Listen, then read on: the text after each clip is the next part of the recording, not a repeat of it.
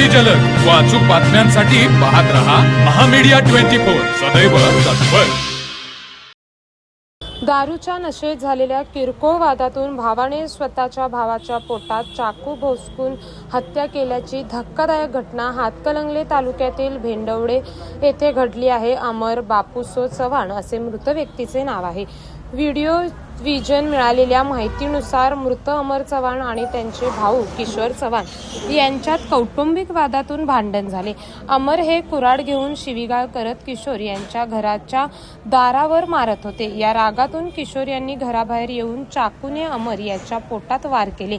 घटनेत गंभीर जखमी झालेल्या अमर यांना तातडीने उपचारासाठी पेठ वडगाव येथील रुग्णालयात दाखल करण्यात आले, मात्र उपचारापूर्वीच त्यांचा मृत्यू झाल्याचे डॉक्टरांनी घोषित केले।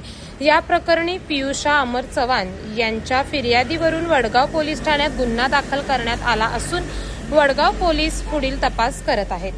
तर मग चला सबस्क्राईब करायला विसरू नका महामीडिया 24 न्यूज चॅनलला। महामीडिया 24 सदैव तत्पर।